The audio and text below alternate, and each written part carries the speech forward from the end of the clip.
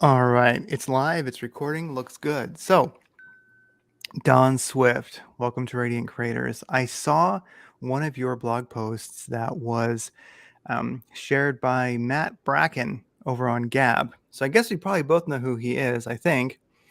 I hope Um, everybody does. yeah, I hope so. Well, so I guess Don Swift definitely has made it big time. He's been, shared by Matt Bracken, but that's how I heard about you. And I think, I don't even remember what the post was now, but I thought this guy's got a great site. I'd love to just chat about your blog, what you're blogging. Also, you were in the Ventura County Sheriffs. Is that what it was? Yes, and I mean the reason I bring that up, and I mean one, it's marketing, but two, it's to give people my perspective. I don't claim to be anything special. I wasn't in SWAT. I just consider myself an everyman, and again, it's my perspective, it's my background. But I would hope that the public just thinks of me as a well-read layman, uh, but who does have a law enforcement background. Yeah, and so when you were so you were in the Ventura County Sheriffs then. Well, that's pretty cool. What years was that? Even Um, roughly is fine. yeah,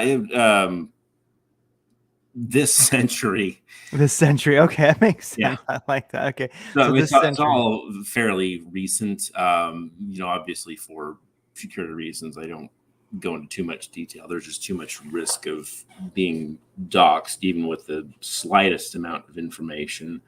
I'm sure of it's a little bit paranoia, but a little bit is safety. I figure if anybody wants to find out who I am, they can either break the law or get a search warrant. I like that. Um, well, um, so we'll just say you were in the Ventura County Sheriff's Department between 1920 and 2010. Okay, so somewhere in there, Well, you I know. can narrow it down. We I narrowly missed having to write reports by hand. Oh wow. Okay. Yeah, I can say that. Even though I did learn how to write reports in all capital letters. Oh wow. Yeah. That'll date it for people in the know. Yeah. Well, I think for whatever reason, my dad did that when he was in the Navy. I do believe, and I think in the logbooks or something like that. And so all of his life, even at 95 years old right now, he still writes in all caps. So it's funny legacy thing. Um, well, that's great. So I lived in Ventura for quite a while, and I thought, wow, I mean, it's just one of the most beautiful places. I'm sure that probably being in the sheriff's department is never easy, but that is a beautiful place to certainly if you have to be in law enforcement. It seems like it would have been maybe a pristine place, or was it tough? Um, it's neither. Mm. You do have a beautiful, wouldn't quite say cosmopolitan atmosphere, but Ventura County really has all of what California is known for. It's LA without the congestion. You have everything from Malibu up to the mountains. I mean, you can literally snow and do the snow and surf one day. You do have your rougher neighborhoods, but I'm sure any LAPD cop who has his gun out on every traffic stop would laugh about, how we might view places like Oxnard or El Rio. Um, Overall, it is a very nice, a very safe place. Even the worst parts are not that dangerous. I think overall, it's a great place to live, and the only major drawback to it is it's next door to LA. Yeah, yeah, yeah. But also, it's next door to Ojai and Santa Barbara. You go north, it just gets arguably even more beautiful. Yeah, my favorite part of California is pretty much Ventura all the way through Ojai up to Central Coast, San Luis Obispo. That whole area is just I think Absolutely. it's the best part of California. I mean, anybody, if you want to get away for a weekend or a week, go to like Paso Robles, is beautiful up there, San Luis Obispo, and even down to Ventura. Yeah, don't cheat yourselves. Um, You could land at LAX, drive north, keep going until you reach San Francisco, and then get back on the plane before you get into the city. yeah. Oh, you could, and that's a beautiful drive too. You could hop on just the 101 all the way up the coast if you wanted. Hop over to the one. So yeah, I think. everybody who I don't know about people who live in California now, but at least for people who've lived in it a little while ago, I think it's everybody seems to have very fond memories of it. They may have fled California for logical reasons, but I like myself, like everyone I know who used to live there, we all miss it, and we're kind of like, could society just fall apart so I can go back? uh, Hmm. Yeah. Unfortunately, that's what a lot of people talk about. It's not a joke anymore. Yeah, and that's where your blog comes in. So I have the screen shared here, so people listening. There's, a screen is shared. We're looking at Don S donshift.com. So just simply DONSHIFT.com. So I'll try to like give a visual of things, so if you're listening, you don't feel left out. But on your blog, you've got home, books, blog, Ventura County blog, nuclear survival, and riot defense. And also, you have an amazing Amazon authors page. You're quite the prolific writer of both manuals and also fiction books. And one of the things that caught my eye when you first go to your site and you scroll down a little bit, it says you will need to defend your home and neighborhood from riots. If you're not prepared to use force to defend civilization, then be prepared to accept barbarism. Thomas Sowell. The first two rules of Matt Graham's Kill House rules are nobody is coming to save you. And then two, everything is your responsibility. So those two rules, nobody's coming to save you and everything is your responsibility. How tuned in do you think your average person is to that here in the US? I don't think they are. Uh, Yeah. this kind of mentality is shocking. I think someone first seeing my website or seeing my writings, some of the suggestions I have might, at first glance, take it as hyperbolic, almost maybe capitalizing on panic. But really, we've seen from Hurricane Katrina to these recent riots in 2020 that there is a level of uh, violence in this country, a level of anarchy and chaos that can't be controlled by our existing mechanisms of government, police, and emergency preparedness. And the veneer of civilization we have is very thin. That's the failure of that is possible. It's around the corner, and it's not always going to be a total collapse that you might see in The Last of Us or the zombie movies. But outside events, very large contingency disaster type things do happen in the world, and the fact that we've had whether you want to call it 150 to 250 years of peace and prosperity in this country can always shift. We have to look at things through the lens of history and not just our lives. Yeah. And, one thing about, SHTF is that it might be something that is a calamity that affects your state, your city, the country.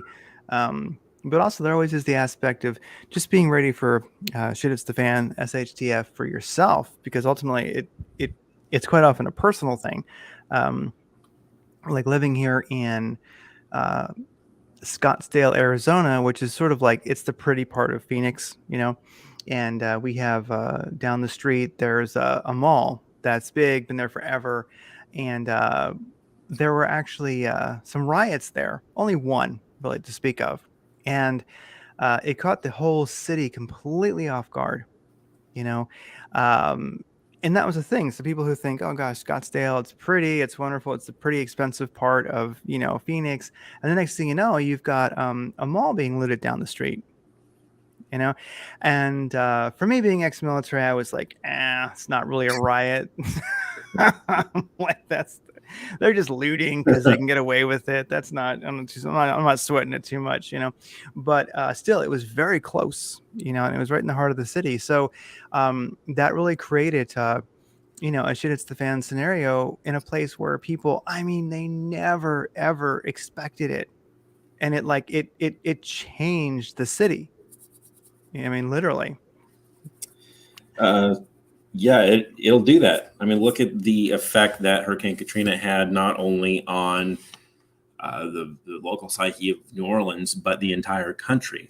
I mean, that affected not only people's perspective of, I mean, probably a smaller change to the national mindset that 9/11 had, but uh, disaster preparedness at all. I mean, when I started being a first responder, even post 9/11, we didn't have any of the current FEMA mandates or interoperability that you have now. It was because of Hurricane Katrina and just the absolute disaster that was, where the entire mindset on emergency preparedness and disaster response shifted dramatically. And for the first time, probably in living history, Americans were faced with a situation that was as close to a total grid down collapse of government utilities and society as possible.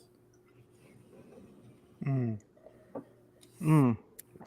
And something that always struck me was along those lines is, and it really changed my perspective ever since. And it's been evolving the way it changed my perspective. But when I was in the military, I went to Somalia, and I was there.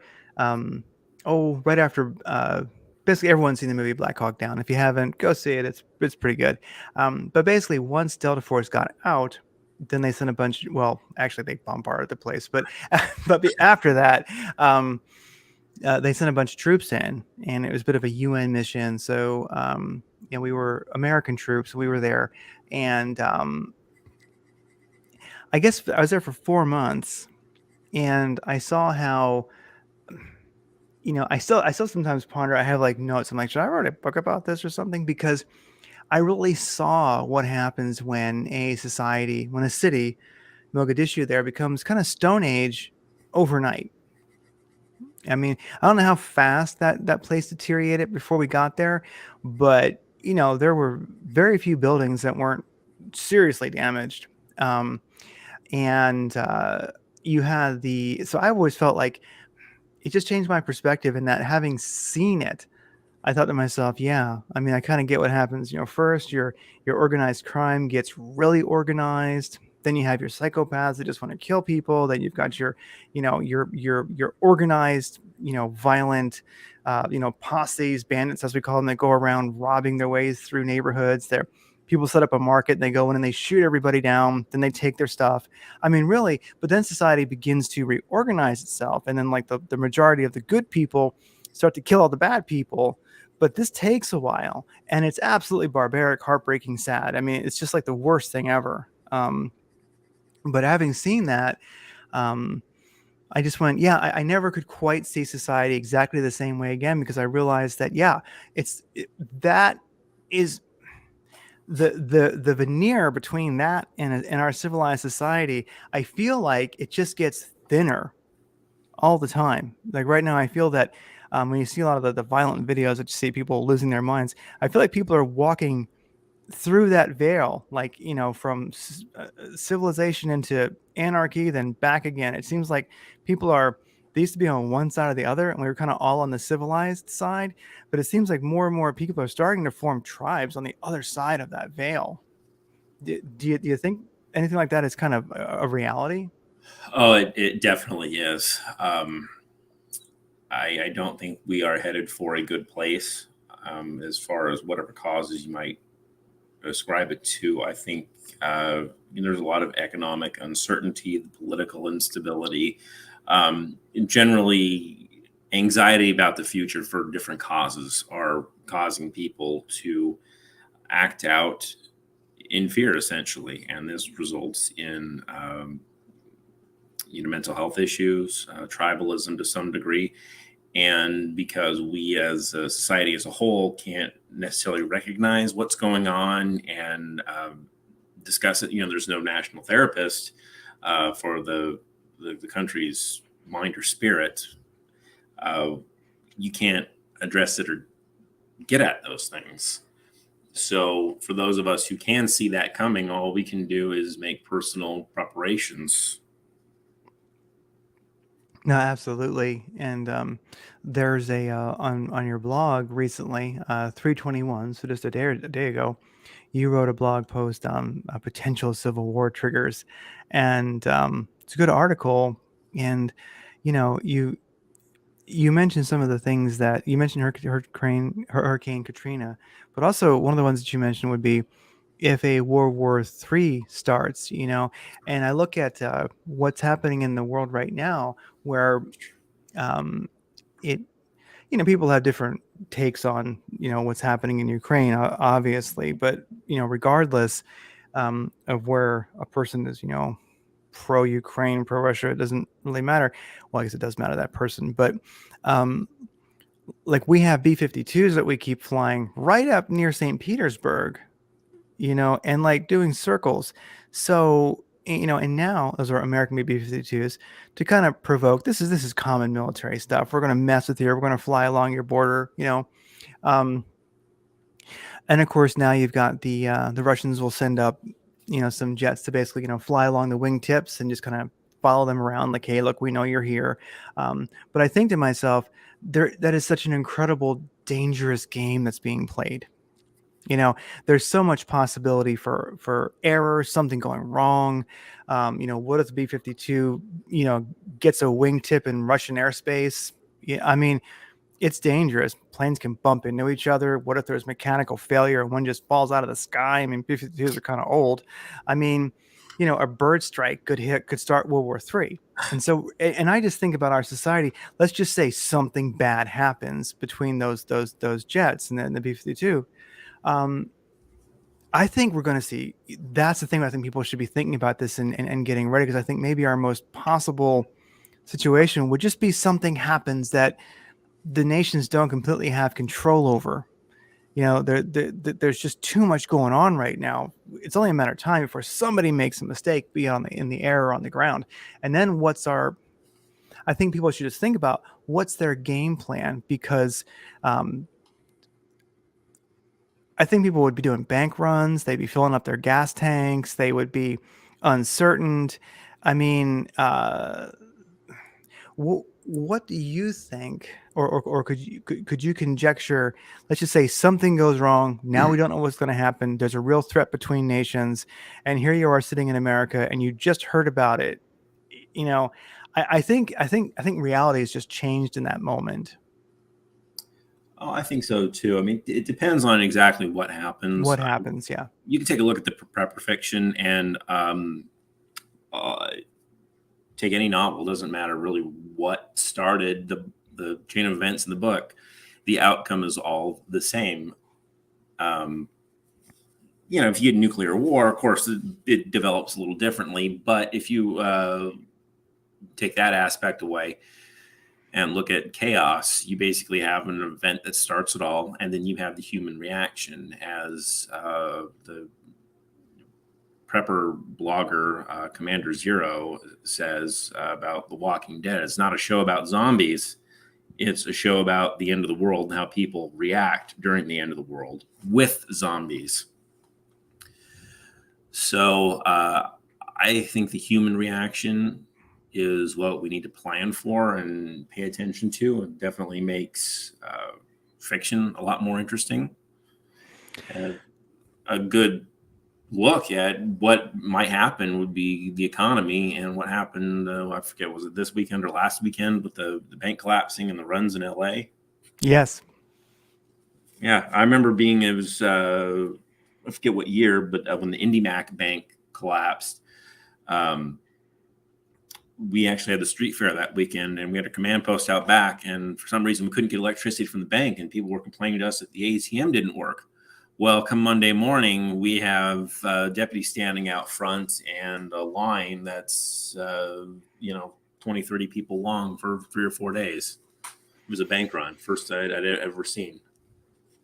Yeah, and those are their beginning, and we definitely saw lines at First Republic Bank in the Bay Area, and it's got some offices around the country, I think, too.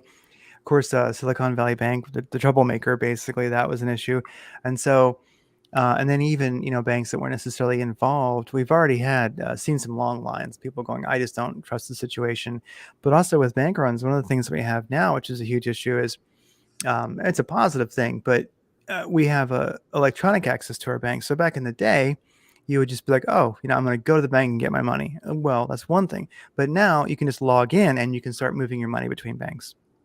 You know what I mean? And so bank runs now have become a whole different story. You know what I mean? Because now a bank run within the course of a couple hours, people don't have to get there, but they can. A bank can become liquidated in a matter of a couple hours. So yeah, it's true. It's really something. So yeah, I could see, especially with the financial situation.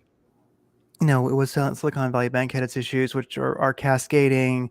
We'll see what happens. They try to raise interest rates to fight inflation. Right now, I'm not sure if the Fed, et cetera, are truly completely in control as they would like to be. And we'll see what happens. But yeah, definitely, that's one thing I think people should work on is to the extent that you can. I know some people they cannot, but for people who can, and to whatever extent a person can, it's good to have some not financial advice, of course, people, but it's good to have some cash on hand at home, because we don't need too much of a disaster for the ATMs not to work.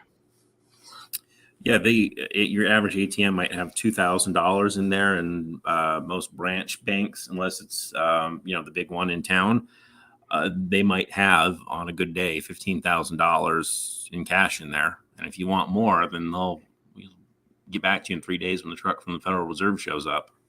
Yeah. And then of course it doesn't take that much for credit cards not to work, and it could be a debit card or a credit card, but that is a very vulnerable system with cyber attacks and of course with bank runs.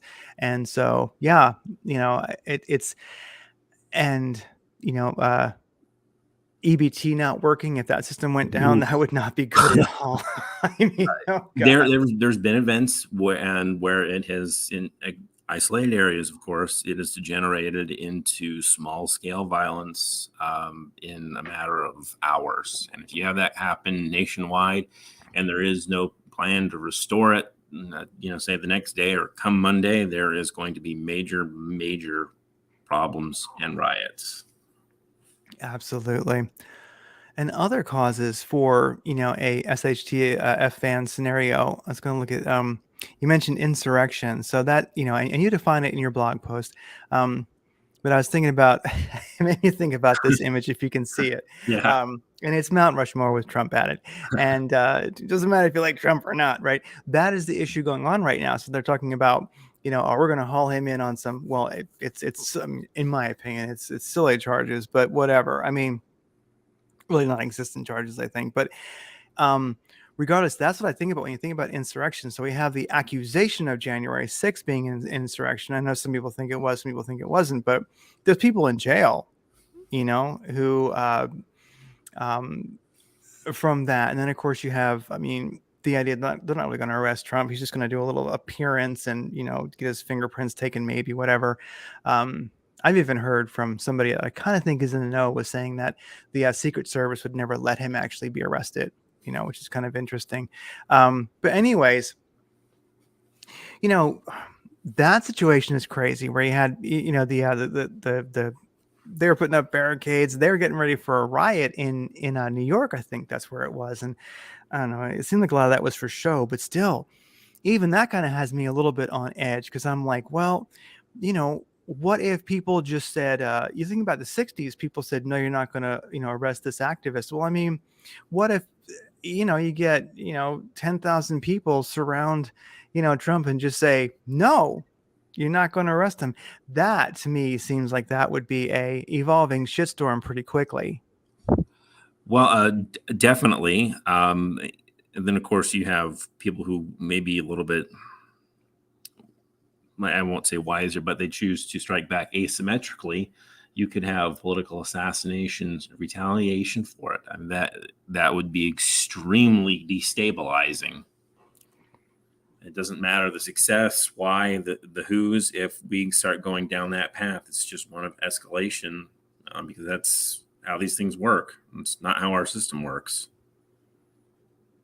Yeah, I think that's a good one to touch on too, just because it's a very you know, I oftentimes wonder if it's just a story that if it's just it has shown up and it will go away. We'll see what happens, but definitely it is a volatile time. Um, And then it's going to also look at this image here. Where is it at? Yeah. And one thing I think you mentioned in your article about shit hits the fan triggers is this. It just says join the IRS. Anybody's watching, you can get the the icon. You'll get it if you look at it. It's using an ancient ruin for the S's. And so the thing is, but that's true though. If we did have economic so right now, if you look at the I do trading kind of for a living, and I can see where a lot of the economic metrics. I mean, people are in debt via credit. Of course, people are selling cars these days. That they wouldn't have usually sold. People are scrounging for money, and savings are going down percent wise. So, I mean, in a sense, we are. There is hyperinflation. It's worse than, of course, the government reports. And the squeeze is on. Raising interest rates, of course, is about crushing the consumer so that you get in inflation down, which is completely compassionate, of course. And it is an interesting scenario. And I think you mentioned that in your article, which is the whole idea of what if if the man comes to harass people. That's a situation where I think you could see a community just being like, could go back to the grapes of wrath period, and they're just saying like, no, the farmers band together and say, you're not taking this land. Well, I'll quote my mom here. She said, and this is the house that she's lived in since, I mean, it was built in the, I don't know if I can say when, but a really long time ago. She said, if I ever lose the house, part of me just wants to burn it down. Like, they're not going to get it. And you will have somebody at some angle who does that. They may not be stable or rational. In fact, a good example, and somewhat related, is I believe in November of 2019, if my memory serves me correctly, there was an Instagram poster in, I believe, the gun community, Whiskey Warrior 556. There was some sort of incident with law enforcement in New York where a standoff evolved, and at least based on what was happening on real time online, he had portrayed it as an unjust red flagging and called for people to come defend him from this, gun-related seizure, maybe high-capacity magazines or something. It wasn't really clear. But apparently, at least according to the media, social media posts, dozens to hundreds of people started coming to his area from the northeast, where police had to shut down the area and take their radio traffic to secure channels because standard traffic was being monitored. And as it turned out, after he peacefully surrendered, he was having some sort of mental crisis, and it was related to a domestic violence incident. But that kind of idea of where I'm going to fight it out with the civil deputies, they're not going to evict me. And you know what? This is a popular situation. I'm going to call in for the militia or like-minded people to come, get these cops off of me. Could very well happen. Yeah. And it does make me think about the Bundy Ranch situation. And I've always felt that when I look at what people in general know about that, I would say that if nothing else, I would just say I can't demonize the Bundys, in that I would just say it's complicated. And in their world that they were living in, they were doing something reasonable. Whether people think they were or not, or whether ultimately a jury of their peers would find them to have been doing something reasonable. In their minds, they did. They had reasons. You know what I mean? It's complicated. And so I could see people in a situation like the Bundys doing the same thing. I get it. I really get it. And that didn't end well for them. But when I think about the public support, and then the public will also outcry about it, both for and against it, and the amount of people that were really willing to put themselves on the line, that's a scary moment. I mean, that was a different America than it is today. And people were ready to get it on.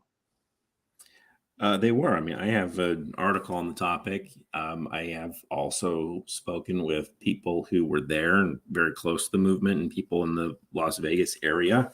And we were very, very close to having a legitimate full scale insurrection comparable to probably the Whiskey Rebellion in the late 1790s, to where if there had been a gunfight with the BLM and federal agents, you would have had, of course, citizens fighting back, but you would have had the area flooded with people from Las Vegas, the surrounding communities, and possibly further out, ready to fight. And some of them may not have been able to get to the area to actually directly engage in the conflict. And some of them probably would have gone on what could be termed terrorist type incidents against local law enforcement or government facilities. It would have been damn ugly. But for probably miraculous restraint on the part of the government, it didn't go any further than the iconic standoff on the interstate bridge. Yeah, that's very true. And so there's those possibilities for kind of a shit is the fan scenario. And then what other images do I have here?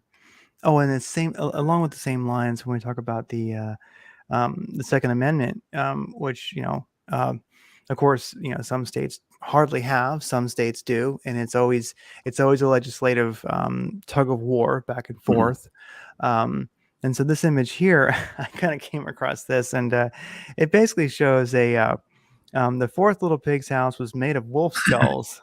They aren't very sturdy, but they send a message. And so it's the Second Amendment fort, and the wolf is overreaching administrative state. And of course, standing on top of the castle or like fort made of wolf skulls is veterans from 20 years of counterinsurgency.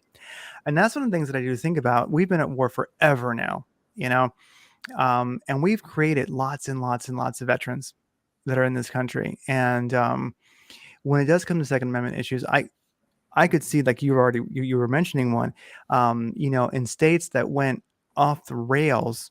And I could see states like California, Illinois, New York. I could see some of them trying it to really go off the rails, to push it really hard. I could also see an administration, and a House and a Senate that was very, very left.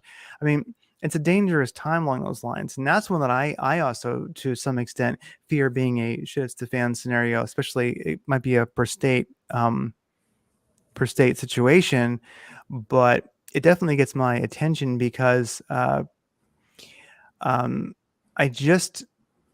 do you think of that? Like, the potential of a state just becoming too barbaric in their gun confiscation zealotry, and it could be a shit it's a fan scenario right there. It's a question of when, not if. Yes. Yeah. If the problem is with the left drifts more and more radical, while the right, at least in the political sense, becomes more centrist. Yeah. Becomes more muddled. We have lost the balance that our country has been known for a long time ago. And there's no nuance anymore. It's either milk toast or all the way. So unfortunately, there's no brakes on the right to really stop it. You have people trying, but not very hard, and you have enormous power on the left pulling things far beyond what probably a lot of Democrats or liberal voters consider reasonable or appropriate. There's just no balance or adjustment left in this country anymore, and we're at the point where the only thing that can happen is something breaks. Yeah. And right now, interest rates being the Fed raising interest rates is kind of causing things to break, like Silicon Valley Bank. They mismanaged things to some extent, but also they just simply they were just the first big one to fail. There'll be more if they keep doing it. So yeah, that's definitely our current situation, and I also think about the Ukraine situation. It seems like we're on the escalation escalator, and Mhm. it seems like be it Europe, be it Germany, France, the countries within the EU. I never understood how. I thought those countries had more independence from the U.S. I'm realizing now that they didn't, um, and so pretty much you've got the U.S. pushing through NATO and been pushing Russia for quite a while. I think I've always kind of thought that once Russia fell apart, in a sense, that maybe NATO should stick around for a decade, then go away. But unfortunately, Warsaw Pact fell apart, and NATO kept pushing to the east. So it seems like for quite a while, but especially since I'd say like George Bush too, his time. Um, America's been on an escalation escalator and we just can't seem to get off. And I think the people in general, I don't think they have a lot of interest. They're more interested in, football on the weekend and being alive, Um, and it just seems like our leaders can't get off that escalation escalator. They just are so dead set on war with first Russia, then China. And it just seems like, and here's one that we just saw right now. So yeah, this escalation escalator. That's why I mentioned, the whole idea of World War III. What if greater conflict breaks out? Because like this story today, you had a Z over in Russia talking to Putin, and Russia to adopt Chinese yuan for trade with Asia, Africa, and Latin America, and also that will go for Brazil, and that'll also go for all the BRIC nations, and that'll go for India as well. So the BRICS are basically they are moving towards a gold-backed yuan that can be turned to gold at the Shanghai Exchange. So it's like all of our economic sanctions over the years have basically strengthened their economies. Uh-huh. I mean, it's terrible, but it's true. And so that's one also I look at. I mean, that could be a shit hits the fan situation in America because I just don't see our politicians. I don't see the current administration, not coming from a left or right perspective on this. Our current administration, I just don't see them. I don't get what's with them. You know what I mean? But they seem dead set on a World War III scenario. Well, you have a lot of different compounding factors. I personally Yes. don't believe in conspiracy theories. I think the quote going on lately is, you don't, if you want a forest fire, you don't need to go out and set one. You just need to neglect the forest until the conditions are right, and one will Yeah. start on its own. But here you have America in a position where, China, it's called the Thucydides trap, where basically a rising power challenges the dominant one, which is what we're getting into with China. America can't simply abandon its position as the world leader. We're not in a position where we can simply denominate the dollar in gold, even though we have the world's largest gold holdings. But something has to give, and we don't have people who are willing to sit down and work it out in their best interests to avoid this conflict. There's just too much hubris involved. No, it's very true. It's very true. It's like we don't have great statesmen. We could use like a John F. Kennedy again, or even this guy Trump. Even that would be great. I've always kind of thought, that Trump would have called Putin if he went into Ukraine and been like, Vlad, what are you doing? Say what you want about Trump, but he kept us out of wars, and inflation wasn't stupid. Yeah, yeah. And if there'd been a conflict, if this had started, I really believe that he'd have picked up the phone and been like, Vlad, I think so. He'd have been like, what, what are you doing? And he'd have been like, good NATO out of Ukraine. And he'd have been like, I hate NATO anyway. Sure. All right. We're here. I think those two guys would have just worked it out. I really do.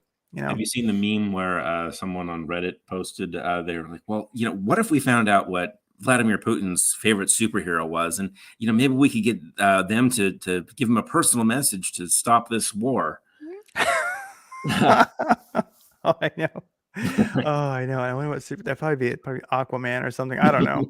No, his favorite superhero is Vladimir Putin. Oh gosh.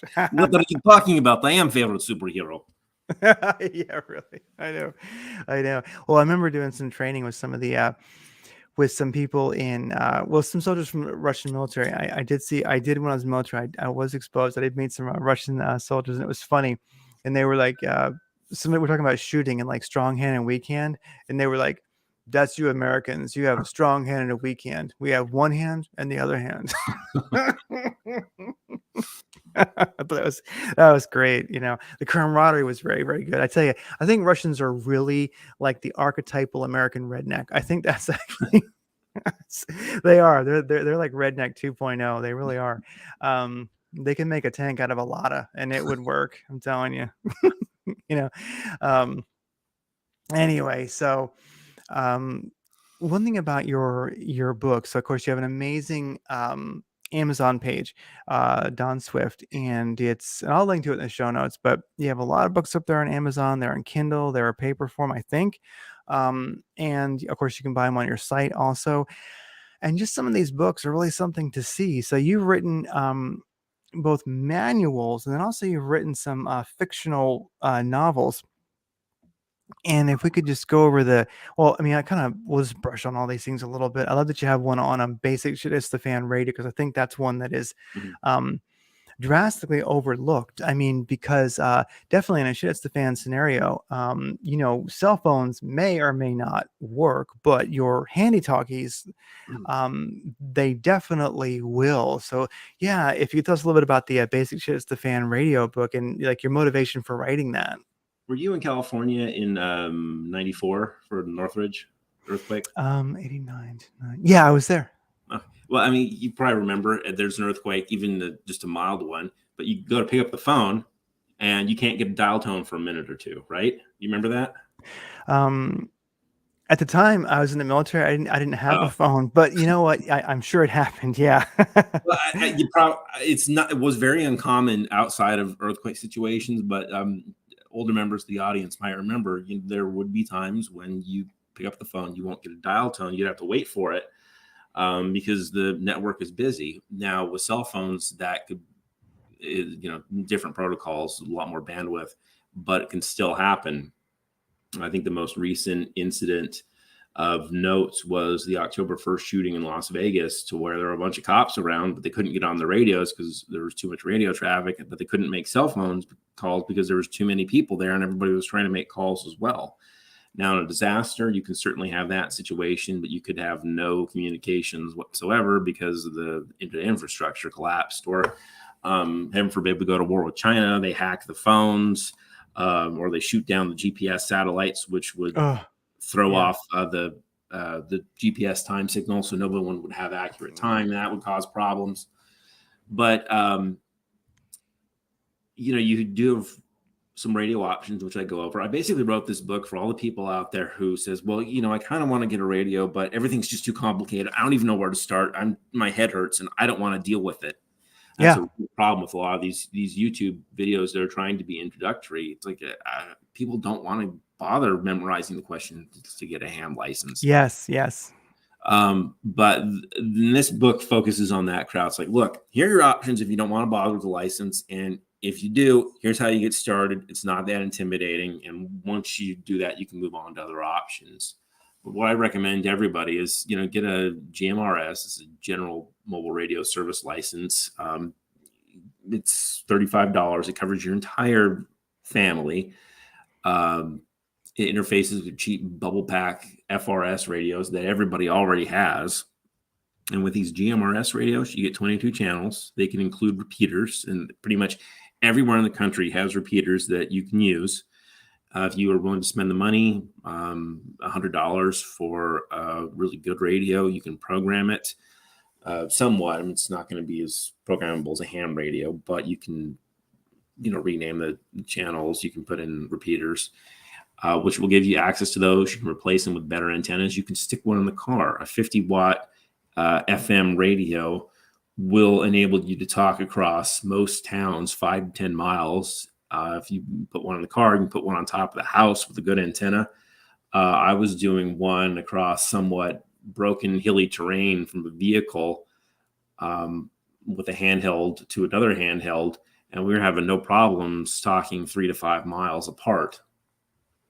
And now just imagine how that could improve your family's communications if society is kind of wonky and someone needs to run to the store. Yeah, that's great. 'Cause I think that's very, very helpful because I think when people um, think of a radio, they'll think of, well, really, really cheap walkie-talkies, you know, and they'll think of, maybe they'll think about amateur radio. And I will admit, I read Now You're Talking years ago, memorized the questions and of course questions and answers, and then got my first ham radio license. And I flirted with the Morse code, getting that license too. But um, the world's kind of changed. We don't really build our own radios anymore, and I think so much of what amateur radio licensing is about is kind of something very, very dated. I think Mhm. it's great to know if you care, and there'll be people that do, but in general, we're not using ball jars out of the and making vacuum tubes and stuff like that, and making radios anymore. And so much of it is kind of tuned to that. There's many people who have an interest in amateur radio who just do not care what a circuit is or anything about basic electronics. So yeah, the amateur radio license is a little bit intimidating to many people because they go, "What? I don't care about any of this. I just want to talk to somebody." What I mean? It's a different world, and that's very helpful because um, a CB radio is good. I was not really familiar with the GMRS, but yeah, I mean, making it accessible to people, I think is really really essential because one of the things that people should think about, I have always thought, is having a plan. Let's just say that something happens, there's no communications, maybe you're walking home, maybe not, whatever, but let's just say that something happened, you can't communicate. um what's your family, what are your friends going to do? Like, whose house are you all going to get to, and are you ready to walk there or drive there or whatever? And having communications, if the cell phones are not working, would just be amazing. Just be able to say, yeah, I'm fine. I'm at 31st Street and wherever, and I'm walking. I'm on the way. Everything's clear, no problems. But definitely, if people are going to create a plan as to what to do if all of a sudden nothing works, definitely radios would be, I think, definitely an essential part of that plan. Well, in the worst case scenario is everybody who's over 30 has lived life with no cell phones, and Yes, everybody under 30, well, their parents and grandparents all survived. we don't know how, but Somehow it happened. yeah, yeah. Well, yeah. I definitely lived for quite a while before there was cell phones, and yeah. I mean, it used to be like, I'll meet you here, right here at 3:30. And stuff like that. It was a very, very different world. Um, and so, okay, there's some other books here. Let me see before we get the fiction. Um, People don't know about my fiction, so it's like I guess people don't really want to read about the end of the world. It's like it's depressing or something.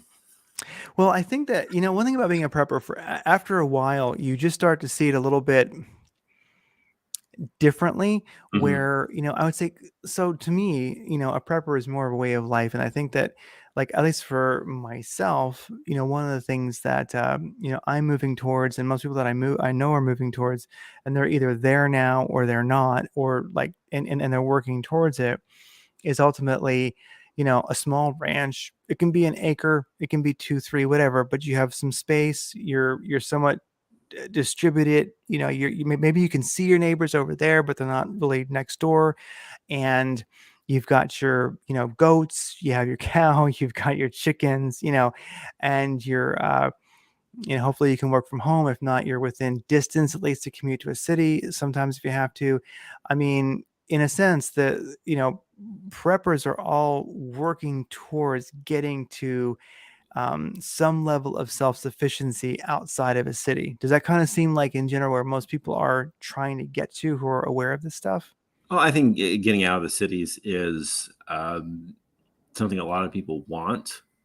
Um, Probably the best thing overall that you can do. There's not, it's not going to be for everybody.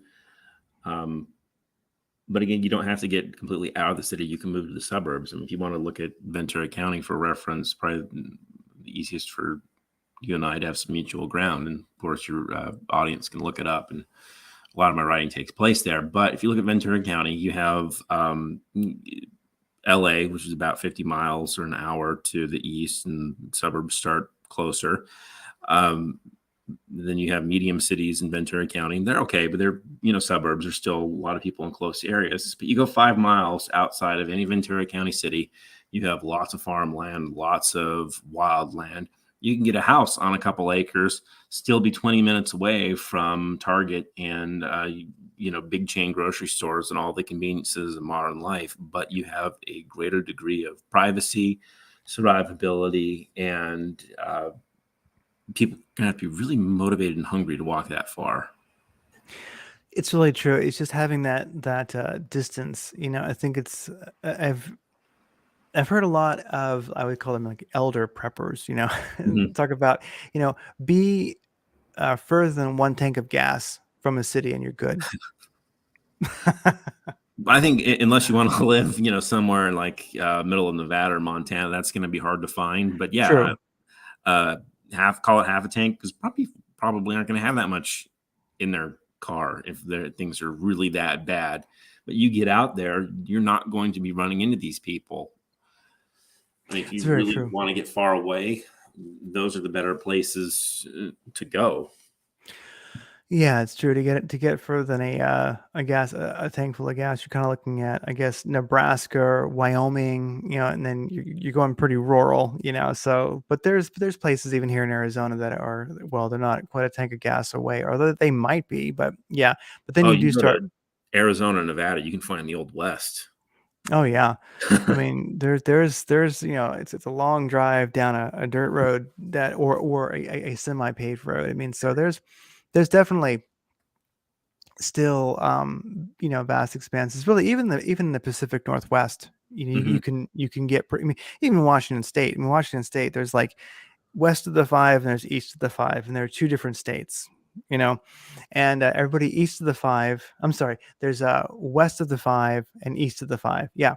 And everybody east of the five is just waiting for that tidal wave. they're like, come on, any day now, bring it, 7-0, 9-0, bring it, um and but yeah, if you're in Seattle, if you drive east across one of the big bridges, and you drive, not even an hour, you're in paradise, Hmm. once you get past Redmond and Well, Bellevue and stuff. if you can stomach, the whole, left coast mentality that people hate. Of course, it's different once you actually get there. But if you can stomach the states themselves, the west coast along the beaches, as long as you're not in a hazard zone, aren't that bad. And particularly if you're really worried about nuclear war and living near potential nuclear targets, pretty much anywhere in Oregon away from Portland is going to be the safest place you're going to get in the country. Oh, really? Okay, Yeah, that's there's fun. nothing for them to hit there. If you lived in coastal Oregon, you got nothing but the ocean breezes blowing at you. Mm, that'd be great. Yeah, because Oregon is one of the most beautiful states. Really, Washington and Oregon are beautiful. Oregon's beautiful. Just got Portland, and then of course, Washington's got Seattle. But it's kind of like Pennsylvania. Pennsylvania, you got Pittsburgh on one side, then you have Philadelphia on the other. But the middle of it is just kind of an eastern forest paradise. Trees creep me out. I got to be honest. Really? Yeah, pine tree is a little bit different, just because of the way the forests are, but dense trees, not being able to see that far. If you get up on a mountain ridge, you can't see what's going on. That bothers me out west. I mean, once you get north, but like in the Sierras and that drier pine forest, it's different, greater visibility. But trees just weird to me. I'll admit, I love the Pacific Northwest and I love the nature there, and I did lots of hunting there. I've always been an avid hunter, and it creeps me out too. Even though I like it, it does, because for one thing, when you're under that treetop, yeah, your GPS don't work, regardless of how good it is. So you got to use a compass, and I've done some experiments with people where you look at your heading, you're going to go this way, okay, now go that way, and you have your GPS and you have your compass, so you have your compass, so you can get out, where you are, you can just go in one direction so you're out. But your GPS will still track you even though it's not really working, and people are terrified and amazed at how they changed directions, went in circles, and they thought they were going in a straight line, and they were anything but, and they would have sworn they were going in a straight line. So like the being covered by the trees like that it totally skews your sense of direction and even what time of day it is. It's so, Mhm. yeah, I understand. I love it, and it's creepy, definitely. And Bigfoot, damn it, until I've had more than one experience. And that's different podcast, but I can just tell you that Bigfoot is real. Well, I don't Anyway, know why you're scared of him. I saw a very good documentary of how he was a very kind and uh, interesting character that lived with his family in Seattle for a while back in the 80s. Bigfoot probably did, and then he got turned off by the lefty politics and went back into the forest. I tell you, I've seen Harry and Henderson so many times. It's like I just can't do it anymore. But yeah, it Oh, wouldn't surprise me if something was out there. oh, I like Harry. I need to watch it again. Harry and Henderson's is great. Yeah. Oh, I don't know. Bigfoot's interesting. Totally different topic, but yeah, I've had some wild experiences out in the woods as a hunter, because you go to where the trail ends and then you go. So you're always hunters are the ones who find, bodies, are the ones who find old crashed planes. You know what I mean? You find the weird things, and so you're out where people don't go. They don't hike. They don't, anything, and say your way out there. And I've had just bizarre experiences, um, out there. So you have written fiction, and I think the thing about fiction is so great, because fiction is like a political cartoon can say. People say a picture's worth 1,000 words. Well, political cartoons can say more than any column and any writing can. Political cartoons are very powerful. Memes are very, very powerful. But also, I think that a fictional book, you've written many factual books, we can take a look at those, but you've written like fiction. So like, tell us about your fiction, because that's where I think you can compress so much. Or I should ask, really, were you trying to compress tons of actual like training, like survival info, like all of your nonfiction books? Were you trying to compress them into these fiction books to make them more accessible and fun? Well, first, I want to thank you for the way that you explained what you can do with fiction, because that's very true. I think that I have put a lot of examples in there that can be learned from. So it's not just pure entertainment. I know to get to your second point, I didn't really do a lot of that deliberately. Um, I would consider that what I inserted is to make it better reading, rather than fictionalizing some sort of nonfiction instructions. But you a lot of people like to get those details in a book because it makes it more interesting. I mean, part of the reason Tom Clancy was so successful is because he gave you all those technical details on military hardware. So there's definitely that element in there, but it's not quite as deliberate as I think um, some people might want. I Like, get it. Yeah. why doesn't this book tell me how to can vegetables? Darn it!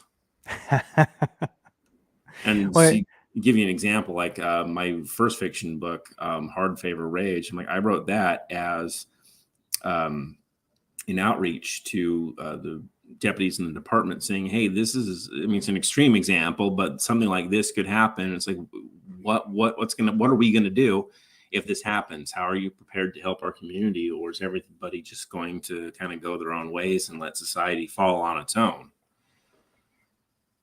hmm, I get it. So I get it. An EMP apocalypse survival story, hard favored rage. An EMP apocalypse story. That kind of reminds me of Jericho. Mm-hmm. You know, and did you ever watch the TV series Jericho? I was sitting in dispatch one night when, of course, the sound was off, but we had it on the TV the first night it aired. Oh, that's amazing! Gosh, Mhm. that would have really been something. Yeah, because And there was a um, huge brush fire that night too. It was just one of those bizarre coincidences. mm, that's really something. Yeah, I think that for all the preppers out there, I think or people who are interested in this material, definitely go watch Jericho, and also Mhm. get Don Swift, Don Schiff's books too. But I always thought Jericho. I always thought, like, do you think that they got too close to the truth on that one? Because it there was a series, it was running along, and then it ended. Maybe it was supposed to, but I always felt like this is just too close to the truth.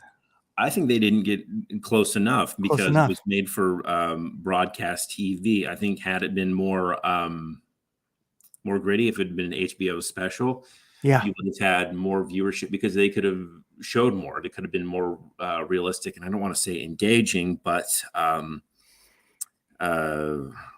the current hype is over The Last of Us, and if you can get into more kind of graphic, explicit things and detail it, you know, um, longer, um, you will capture people's attention more. And I think that's where it suffered because they couldn't do it justice.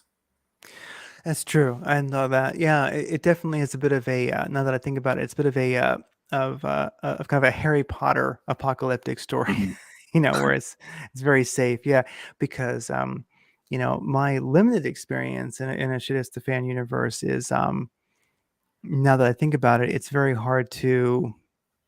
That would need an HBO special. That would need something unique because I think that it would be hard to grasp the absolute crap that life becomes. Well, You look at know, the examples that we've had: The Walking Dead, zombies, The Last of Us, different kind of zombies. We Mad Max, nuclear mutants, and things like that. Just totally farcical and almost to outlandish uh, plot devices. Because I think the real thing is just too absolutely horrifying. Uh, a real any type of SHTF situation is probably going to look more like what happened in Bosnia than anything. yeah, And that is just staggeringly horrible. yeah. And it's a short article somebody wrote called like "100 Days in Hell" or something like that, and Mhm. it's about that situation, and they really get into the difficulties of it, and so yeah, um, and so you also wrote "Blood Dim Tide," a cops EMP apocalypse story. Yeah, it's the sequel to Hard Favor Rage. That's the sequel. Okay, and then there's "What If Santa Were Real." I'm proud of that. And like no one has read that. I mean, I think the only person that's read that is someone I work with. Mm. What was that one about? I basically expanded the idea of Saint Nicholas. Like, what if Santa were real in a sort of a Christian or Catholic um, dogmatic sense? Trying to keep it as realistic as possible with keeping the magic in there. Like, how would this function? And there's some I put some funny stuff in there. Like, well, of course we have an OSHA elf. Like, why wouldn't we have an OSHA? Oh, that's great. Okay, cool. So I like that. What if Santa were real? And then, so those are your fictions. But then, yeah. So one thing about I would definitely mention to people is your blog. I mean, I was just reading, Civil War Triggers Today, which is good, gives a lot to think about. Um, and then, but so many practical things like, and we'll look at your nonfiction books in just a sec, but Mhm. 12 gauge. This is funny. This is one of the things that I really liked about your blog was this. You actually have a post on 12 gauge less lethal impact munitions, and I was like, oh my gosh, this is so cool. So anybody who's like a gun person, if you've ever thought about non-lethal um things you can shoot out of a shotgun, you actually have a great article on this, and it goes into the beanbag rounds, the rubber buckshot, the rubber balls, and the pros and cons and legal things to think about. And I went, see, that's the thing, you know um like I was thinking, like, this is really prepper stuff here because it's so funny. This is something that I've really, really, thought about because, for defensive purposes, a shotgun is one of America's favorites, Mhm. and of course, we all know shotgun with, buckshot. It's great. It can be 00, you can be number 4, whatever. People can take their preferences, but you really kind of expanded some on the non-lethal rounds for shotguns. And I imagine some of this was from your own experience in the sheriff's department. For the record, I've never deployed the less lethal shotgun. I have held the less lethal shotgun in reserve, but I've never had the chance to beanbag anybody. Yeah.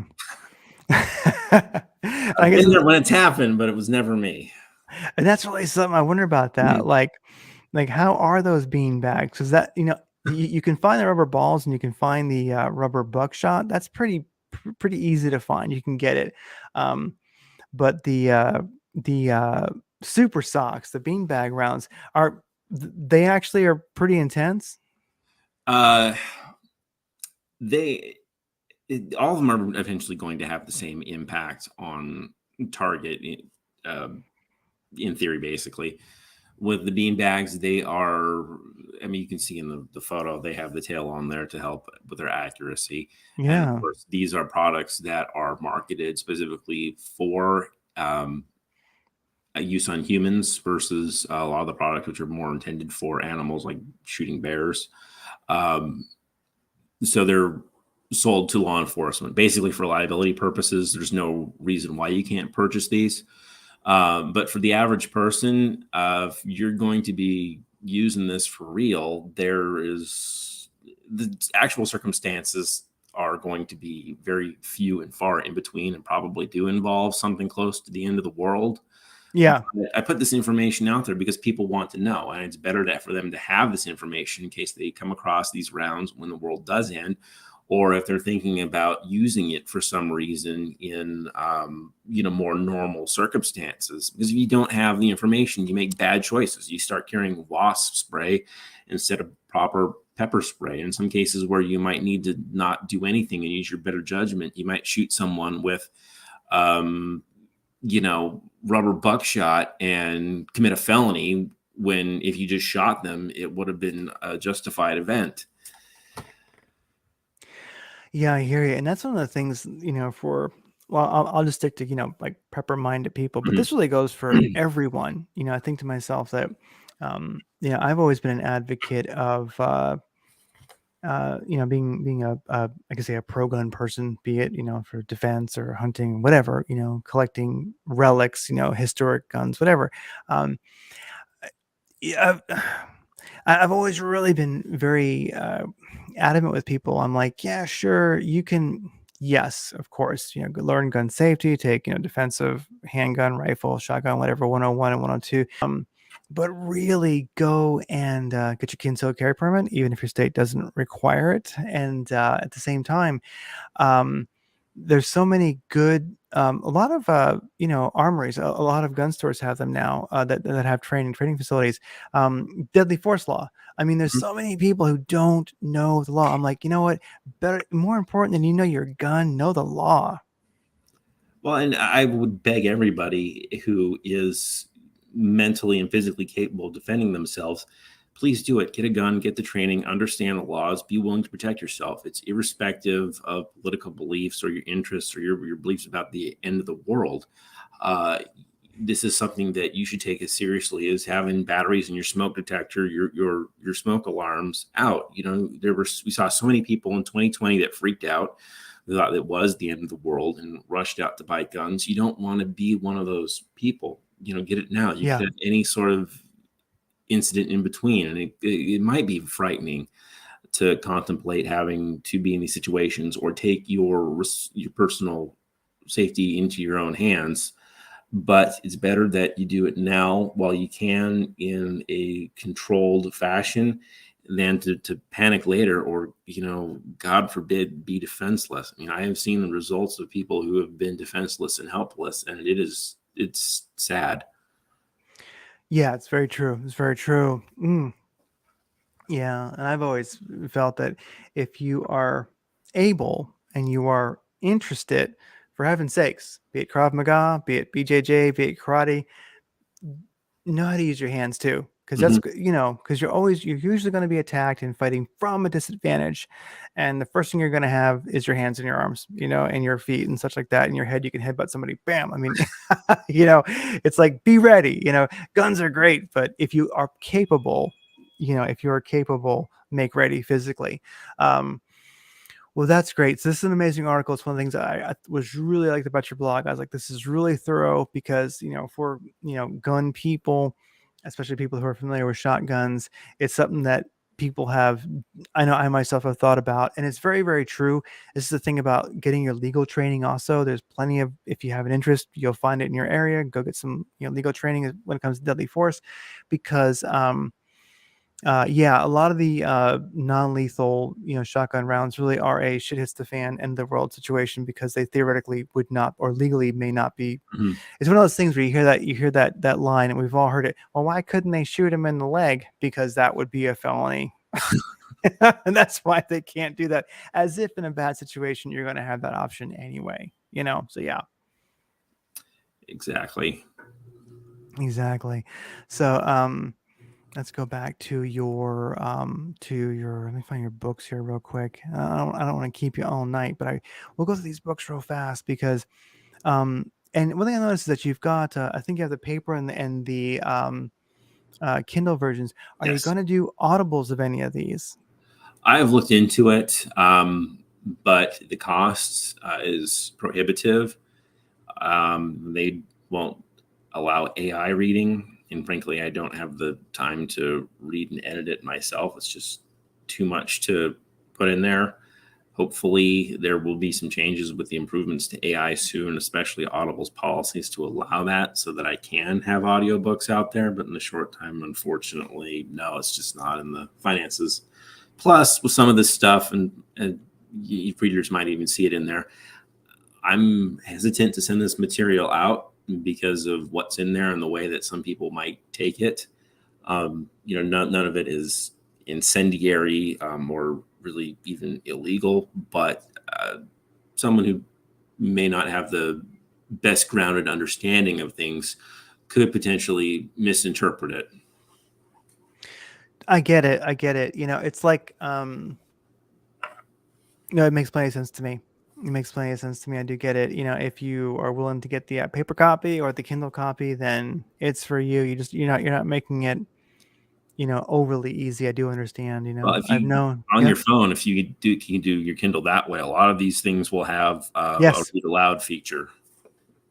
that's actually true. Yeah, and that's the thing that I think that does have to do with the also the digital rights management of the PDF of the book itself that's put on Kindle. So unless you turn that off, then people will be able to. I hadn't thought of that. Yeah, so you always can on your iPhone. You can two fingers swipe down, or in the Kindle app, you can just say "reads." Yeah, it's actually very, very true. And really, especially on the especially on the Mac, that's actually gotten really good. The text to voice. Um, so yeah, so your one book, like book one, Suburban Survival Series. Like, what's the story behind this one? It was Christmas 2019, and I was walking around looking at Christmas lights and thinking, something happened. I mean, what would a firefight look like in this neighborhood? I mean, how would you defend this neighborhood against some sort of like Civil War type incident? And it just kind of sat in the back of my head. And then this funny thing happened the next year. Hmm. Yeah, I And don't know if you remember. There was like some sort of disease and then rioting or something. 2020 yeah, yeah, it was yeah, yeah, a very, lifetime very, yeah. Well, I'll tell you what, January of 2020, the world changed quite a lot. Yeah, yeah. That's where this came from, and then it kind of grew out looking at this deficit to where a lot of there's no good advice out there. People's solution is seeing a mob of whatever come down, like, well, let's just effing shoot everybody. Like, well, you better hope it's the end of the world and you kill everybody, because if you don't, you are in a world of hurt. One of the Yeah. reasons I brought up the less legal 12 gauge ammunition, which is covered in here, is you might be in a situation to where you have like a teenage looter or a kid who's looting, and you need to seriously discourage him. So you shoot him with a beanbag instead of just outright killing him. And that might be the difference between you being lynched and your house being burned down and keeping him away. You know, not every solution has to be lethal. And if you're willing to get out there and act as a team with your neighbors, you can keep your place safe. I mean, that happened in Las Vegas. In Vegas. Yeah, I mean, there are other places, but what I recall, the story I saw was it was I believe it was across from, I think, the Summerlin Mall. There was there's rioting at the mall, and the rioters were talking about moving to a nearby upscale neighborhood, and the residents were like, no. And they started openly carrying and forming a neighborhood, an ad hoc neighborhood defense team. The rioters saw that and like, yeah, no, they have guns. The looting's canceled. We're not going there. I like that. Looting's canceled. Yeah, exactly. I wish I saved the posts. Oh, it's so great. Looting's canceled. And from there, the whole series kind of grows out of there and moves into more rural communities. But it really focused on the idea of teamwork. I like it. Yeah. So Suburban Warfare, A Cop's Guide to Surviving a Civil War, shows the fan or modern urban combat. And that's like book 2. And then you go into book 3. So are there 3 in this series? Yes. Okay, there's 3 in that series. Rural home defense, which I think is really this is when it's very interesting to me because in rural eastern Washington State, there's definitely civilians, people who own land and have for quite a while, that are under threat. So this definitely might help them because it's one of the things is that's a whole thing in itself. I mean, being rural, being outside of the city does open up. And yeah, it's great. You're not in the horde's easy reach, but you do have a lot of unique security concerns and actually quite a lot of vulnerabilities too out there. Oh, absolutely. If anyone's familiar with Fernando Aguirre, yeah, yes. He survived. Well, he lived through Argentina's collapse. I guess it's still going on, but one of the things he points out in his experience is that the farmers weren't safe. They were targeted, and a lot of them suffered very badly. And a lot of rural people gave up living in rural areas, moved into the cities, because in the cities they could put together or pool together money to hire security guards if they couldn't do it themselves. So they might be, in a suburban neighborhood in the city, might have gone to crap, but they have people who can actually keep them safe. Whereas a farmer, it might just be him. Yeah, it's very, very true. And anybody who's driven past a lot of, farmland, I mean, certainly not everyone lives on their farms. I mean, but you can see people that do, and you realize that you could be, if you have good, cover and concealment, and you're, 300 yards away, you can just shoot that house all day and they can hardly see where it's coming from. That's exactly what happened in Rhodesia. Really? Yeah. I have a chapter on that. It goes into detail on it. But I mean, of course, Rhodesia was a little bit different. I mean, that was a war. There were different goals. But they also had access to other weapons. Instead of a sniper, it might be an RPG rocket. And that was just absolutely intense experiences. But you had cases to where scores of armed guerrillas would overrun these farms and just kill everybody inside and commit all sorts of unspeakable atrocities.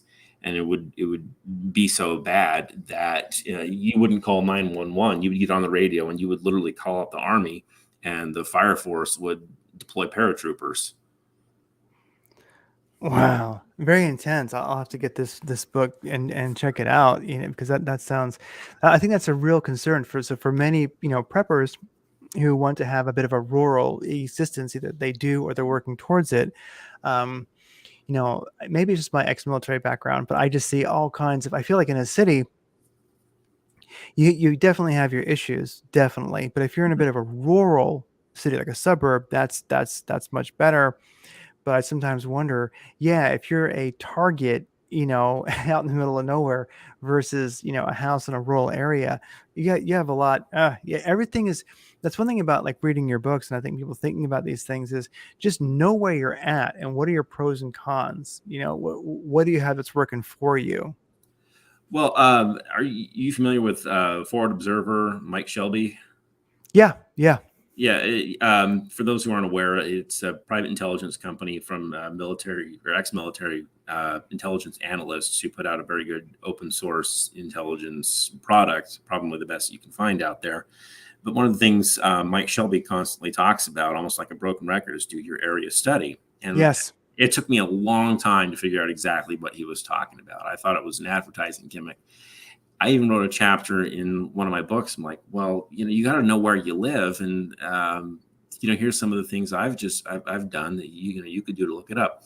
I didn't understand until embarrassingly late. What he was telling people is you got to know about where you live, what the threats are. Is the river going to flood? Is there a certain demographic that could cause political instability?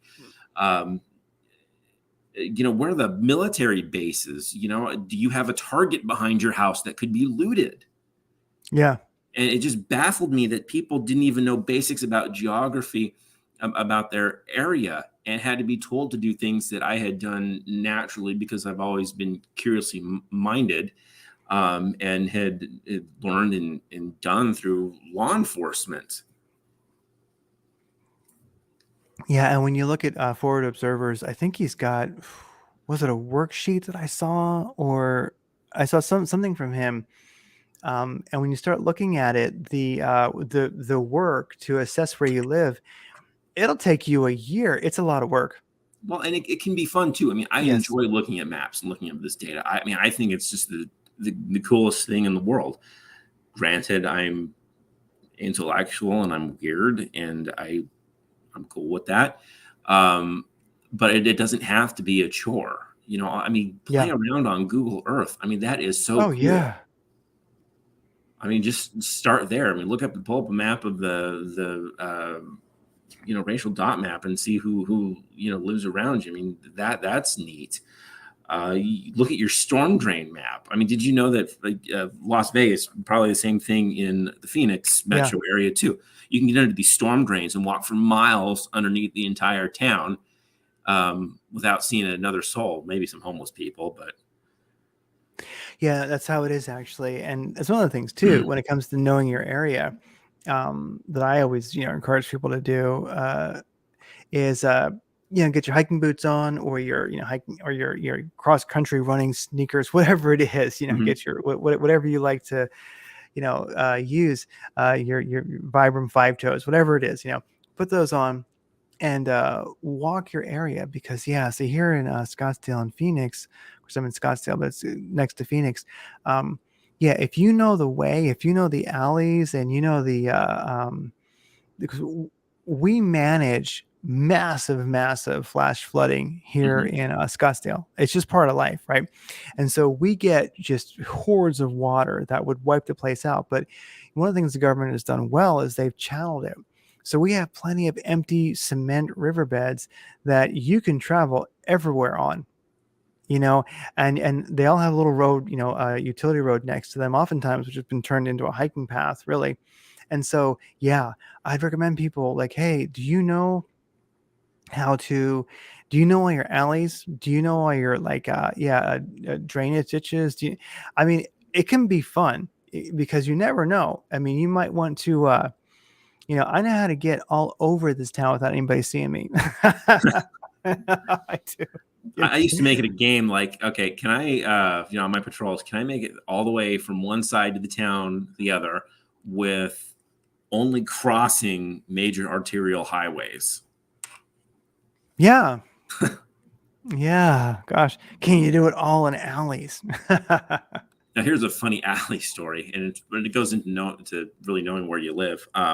We had just gotten a new mapping software in the cars for MDCs, the mobile data computers, and this, I forget who it was. And it's Deputy. He's in a pursuit or something, and he's like, "I'm on Al Way, Al Way," and everybody's like, "There's no Al Way." I'm like, "Where is he?" Like, we get Al Way, you know, advise the spelling, and he gets on there and he's like, ALWAY. and he starts giving the cross streets, and and someone pulls it up on the map. He's like, "Oh, he's in an alleyway over here." He just thought the abbreviation and assumed it was named after some guy named Al. Oh gosh. Yeah. So somebody didn't do his beat familiarization very well. Oh yeah. Oh, I get it. Oh, it's so great. Wow. Yeah, you're in a bad position if the dispatcher starts making noises like "owl" as in hoot hoot owl. Oh, it's really something. Wow. So yeah, book 3, Suburban Survival Series. That's definitely a good one for the preppers to read. I'll have to get that one. And you even mentioned, I see you mentioning how Rhodesian farmers dealt with daily terrorist attacks during the 1970s Bush War. Yeah. Using cameras, drones, and motion sensors to extend one's monitoring capabilities, hardened perimeters, including fences, hedgerows, and alarm systems. Hedgerows can be quite difficult to get through. Mm-hmm. That's like anybody who's like World War II. The Allies, well, the Americans made it up on the beaches, but a whole different world existed fighting the Germans through the hedgerows. Well, the Americans didn't have, all they had was the overhead aerial photos, and from above in black and white, they look a lot like the English hedgerows, but they're entirely different. Yeah. So that's a unknown part of that war there, the hedgerows. The beach was hard enough, and of course some places were heavy, some places they just walked on, to the beach. But the hedgerow battles, that's one that people don't know about. So yeah, you can definitely harden your hedgerows. It's kind of funny where some of our memory gets lost over time, because something I noticed in older homes when I lived in Seattle was the older homes all had these old growth rose bushes under the windows. Mm-hmm. And I didn't quite connect it for a while. Then I realized that's what it is. I mean, if you're going to crawl through a window and it's got a big ass rose bush underneath it, it's going to be a pain in the ass. Well, you're in Scottsdale. You can just do that with cactus. Oh yeah, you have like a couple. You have some. Gosh, there's these things called cholla, which are Oh God! Oh no! If you have cholla under your windows, I mean, nobody's getting in that thing, because, like, for people who don't know, it's like a cactus made of like hand grenade sized like shrapnel, and basically, if you touch it, it kind of breaks apart, and actually some say it actually bounces. It'll actually like react to touch and bounce towards you. And if you put the little cactus spikes underneath a microscope, they're actually barbed. And if you just sit there, your heartbeat will naturally actually pull those things further into your skin. It is just hell. I mean, well, don't they have to like sandpaper it out of your skin? If you're lucky, you can get it all. But yeah, if you actually got an abrasion from it, then it's not so good. They're gonna have to do some work on you. But if you just got a few spikes and you can pull it straight out, you're good to go. So yeah, awful stuff. I hadn't thought of that. I'm definitely gonna go get me some cholla and put it underneath the windows. Yeah. Wow. And then of course you also stay away from there. Oh yeah. Rose bushes and cholla, they are your best friends. They really are. I mean, they're like, that's where the buck stops right there. And then of course you have a book, Nuclear Survival in the Suburbs, nonfiction. And I imagine that, yeah. Hey, I forgot about that one, but yeah, people are terrified of nuclear war. I wrote books about nuclear attacks. It's probably the scariest realistic thing I can imagine. But the whole point of this is most people are not going to die, at least immediately, in a nuclear war, especially if you live outside of major cities. Nuclear fallout is not as bad as a threat as it's made out to be. And basically, if there's a nuclear war, you don't need to just kill yourself. You can make sensible precautions and survive, at least until your food runs out. But, you probably want to take your chances with starvation and the rampaging hordes than you would just, dying because you took no precautions whatsoever. No, it makes sense. I like that. And that's actually a very timely book now, because, the Cold War well, theoretically, it's been over for a while, but well, nuclear weapons certainly have continued to exist, and now, I'm not so sure. You know what? When it comes down to it, I don't know what's going to happen. I certainly hope we don't have a nuclear war anytime soon. Over Ukraine, but um, Nuclear Survival Secrets in the Suburbs. Not a bad book to peruse right now because yeah, I like your take on it because uh, it's just something that this is good. I like it. It would be definitely something I could brush up on because when you have knowledge, when you have a plan, it really takes a lot of the fear out of the situation for sure. At least if you know what you're up against, then at least you can plan and you know there you go. I mean, having a plan and then if something goes wrong, being able to react to that from muscle memory, and ultimately a plan. Okay, maybe you have to edit your plan because things never go as planned exactly. But what that does for peace of mind, like if a person does have a fear of nuclear war, well, get that book and check it out because even if you're still scared, having a plan, having some knowledge, it's going to put you like your mind at ease to a great extent. Absolutely. And if you're cheap, I have a whole page with a bunch of free information, all the public or civil defense, public domain stuff in one place. Even a really good fiction book that has real survival advice in the second half in there. But you're absolutely correct. If you plan for it, if you get a hold of those fears and address them, they're a lot less frightening. Yeah, it really is true. You know, um, and of course, you wrote The Suburbanites Quick Guide to Surviving the End of the World, Unconventional and Controversial Ideas to Surviving Riots, Civil War, and Nuclear War. Yeah, if you aren't unsure about my books, you can buy that one. It's super cheap, and get the digital copy, look at it, and see if I'm your type of crazy or not. Oh, I like it. Cool. And talk about the nature of critical violent events, riot controlled defense, self-defense shootings, night vision. Oh yeah, night vision. We all gotta have our night vision. I like that. Yes, Yeah, okay. Yeah. $500 to $3,000 you'll ever spend. Mm, it's true. The thing about night vision is, uh, you're right. It is pretty darn pricey. There's cheaper stuff. It's not going to work as well, of course, but I'm sure you've looked through it, but I mean, Mm-hmm. I was always amazed. I was introduced to night vision in the military, and I was like, this is the coolest thing in the world because, like, I mean, uh, it is an incredible advantage to be able to see them, but they can't see you. And then night vision is it's almost like it sees heat too. It sees light. It's weird. It Yeah, you it have can both options. Yeah, it can see tracers, which is really cool. Not tracers, but just any round. So Uh-huh. in the daytime, you need tracers, but at night, you just got night vision. Of course, you're kind of blind when you start shooting. But um, anyway, yeah, night vision for any rednecks out there. You need night vision. It's the coolest thing. It's not just for hog hunting, you Texans. Well, you can spy on your neighbors too. I mean, Yeah. I was talking with the camera guy at Best Buy one day down camcorder. It's like, oh, this is a night vision mode. He's like, yeah, I got a few people in here asking some weird questions about that. Oh yeah, yeah. Well, a person might be spying on the neighbors for all kinds of reasons, but really, just being able to see what's going on is amazing. You And know, you can do a lot more with it. I mean, you can go stargazing with it.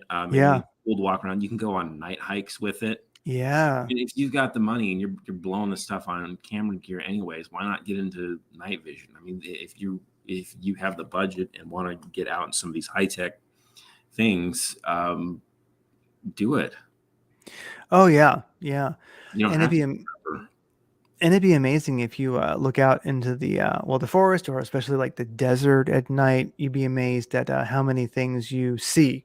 Well, There. the cool thing is about at night, and of course, image intensification, green night vision, you don't get the effect. But if you take a single lens reflex camera out on a tripod and you open the shutter for like a not long 30-second exposure, you will get a photo that looks like it's daytime, even under starlight or moonlight. And it is the trippiest thing to realize, maybe even seeing the motion blur of headlights in there, the world in color, but this photo was taken in the dead of night. Everything's still there in the dark, and everything's the same color as it was. You just can't see it that well. Oh, I gotta try that. That sounds amazing. Yeah, it's awesome. It's absolutely awesome. Night photography is very challenging, but it can be very fun. Yeah, I'll have to try that out. So yeah, night vision, good for all kinds of tactical stuff, good for all kinds of fun stuff. And just stare at the sky with night vision and you'll see things that you didn't know were there that are kind of interesting. And then of course you get into your IR lights that you would commonly have on your rifle. Yeah, if you're buying this stuff for defensive purposes, you want to do it right, you're going to be in for a pretty penny. Yeah, it's incredibly expensive. It is, but it's also amazingly cool. For people who aren't really familiar, it's like when you have your night vision, you can see. But if there's it could be bright moonlight, it could be regular lights like headlights. It could be a lot of things. But if there's too much light that's messing up your night vision, then you fire off your basically like your IR cannon, so that you actually can see. It's like a flashlight, but you see more. I'm not sure how to describe it exactly, but it's quite fun. The night vision is just amplifying the light, and you're just adding more light. It's just that the light you're adding isn't visible to the naked eye. Exactly. So it's like an invisible flashlight, but only you can see it. It's cool. And that's what you tell your kids when you give them the flashlight with the dead batteries. Exactly. It's an invisible flashlight. Go play with it. Yeah. And so that's your site. And you've got your blog, Amazing Post, Ventura County blog, nuclear survival, section, riot defense. I guess articles in there. It's just great. So, what I like is that it's very, very practical because, the thing about, prepping these days, if you think about it, 10 years ago, maybe even 5 years ago, you really wouldn't see if you go to the bookstore. People don't go to the bookstore that often anymore. But if you do go to Barnes and Nobles or Borders or whatever, or some supermarkets have a book section, magazine stores. You'll see a huge section. Well, for one thing, on guns. That's like a whole, that's a lot of gun magazines, but also prepping. It's prepping has become really mainstream, but quite often the very, very, fundamental things that you need to really, really think about aren't always in the glossy magazines. And but they are here at donshift.com. Yes. And if you go to my special, no, I'm kidding. My OnlyFans is half off this month. Yeah, I had to go to yeah. Well, and actually, for those of you who follow me on Twitter, a few weeks ago, that might have been more correct. Really? Yeah, you didn't see how my avatar got stuck on the joke. I think I did see something unique. Yeah, the AI photo of the AI blonde woman. Yeah, I saw that. Apparently, with Twitter Blue, you can't just change your profile whenever you want. Oh, I didn't know that. Oh, that's something. Oh gosh. So yeah, so be sure to check out Don Shift at OnlyFans for the glossy version of everything. Yeah. Wow. Well, is there anything else? Let's see. Oh yeah. So, I'll just mention this, like in an ever-changing world, thing about prepping to me, I think one of my big, things when it comes to prepping is just right now, why I think about it a lot is really self-reliance and living a better life, the way you should live it, really. It's just the world is so crazy right now. There's really there's no sanity. There's no level ground. Everything is crazy. And I even look at this tweet today as we kind of wrap things up, is where Hezbollah Secretary General Saeed Hussein Nasrallah there is a consensus that improving the living conditions of Lebanon is linked to improving the economy, and China is ready to provide assistance in this regard. So, um, in itself, this doesn't look that big of a deal. I know it's going to piss Israel off. I'm sure of that. But Mhm. we're living in a time where, as I see, it's at least as I see it, we probably are moving from a unipolar world to a multipolar polar world. Um, I think the book that what was his name wrote, the Grand Chessboard. I forget his You're name. Zion. Yeah. Oh, it's that Um, lady's that the morning Joe. That lady, her dad, Brzezinski, I think it oh is. yeah, yeah, yeah, Yeah. yeah. Yeah. So that whole idea of the grand chessboard and the whole idea of during like Cheney Bush era when they wrote like the Project for the New American Century, we have a lot of sort of like imperialistic visions that are being put to task right now. We're going to see how it works out. And the proxy war to me is in Ukraine for the moment, And I would just say one of the reasons why I really wanted to get you on is that I think it's a great time for people to read these books and think about prepping, try to live rural, get your chickens, do all this stuff because, there's so much going on right now and the brightest people are not in charge that really do, affect everyone on this planet. So it's best to be ready for, the more resilient you can be, the more you're ready for anything. Just a bit, this is not a time to be on autopilot. What do you think? Well, and we just lived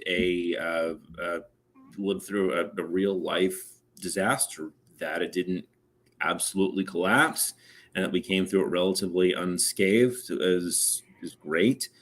But it can't be brushed off that it's over or that it turned out to be nothing. There's a condition for people who fly. They're familiar. It's called pilot induced oscillation. So that something goes wrong every time the pilot makes a correction, he has to overcorrect, sort of like driving in a skid. It just gets worse and worse every time they try and fix things until eventually a crash occurs. And I think that's what the world is facing. We need to look at second and third order effects, right here with the Middle East. If there's a war in the Middle East, what that could do to oil prices, what that could do to the economy, what that could do to our already fractured system, yada, yada, yada.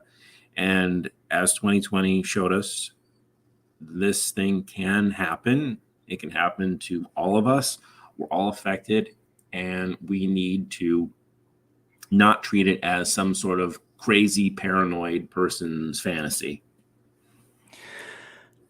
Oh, I agree. Yeah. I mean, it's just like our grandparents were all sort of naturally preppers. They were all, preserving things and they had their victory gardens. And it seems like to me that our vulnerability comes from, well, this is like just the way I see it, but our vulnerability comes from living a slightly too domesticated life. Mm-hmm. You know, it's time to, if you're living a really life where you're experiencing life, you're going out there and you're grabbing a chicken egg, you're chasing your goats, you're checking your fence, walking the perimeter with a dog in the morning. If you're living that life and shit hits the fan, well, that's one thing. You know what I mean? But yeah, if you're in downtown, Seattle, that's a whole different story. So I think that for those who get it, I think that we're all trying to migrate to a uh, a better fort, basically. It's almost like, does it feel like you combat all this with living a better life anyway? Mm-hmm. Yeah. I would agree. And I think the people who are on the fence or, may find a topic like this interesting, but not necessarily applicable.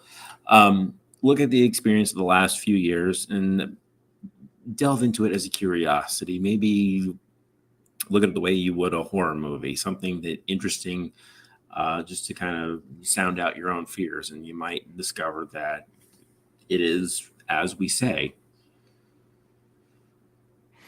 Exactly. And then that's the thing. You live a life with a tremendous amount more, you know, uh, confidence, because, you say if you have a plan, if you have resiliency, and then something crazy happens, shit does hit the fan.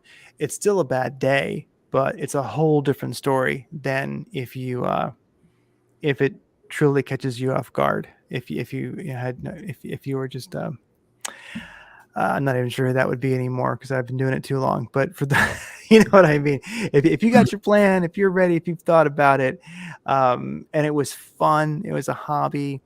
Yeah, shit hits the fan. You're like, damn, this sucks. I was gonna go and do whatever today, but I guess I'm not gonna do that now. But you got your plan. You're gonna feel a lot better, a lot better. And if not, well, you lived a better life. You had chickens. You know what I mean?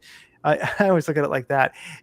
If you're not living rural enough to where you can't have chickens, you need to get further out. That's like my benchmark. You know what I mean? If you can't have chickens, then you're too close to the center. Be careful with those roosters. Yeah, be careful with the roosters. Your neighbors will hate you. Your neighbors might be trying out that IR beam and their night vision. Yeah, if you're making little chickens, once that fella has done his job, put him in the pot and buy another one next year.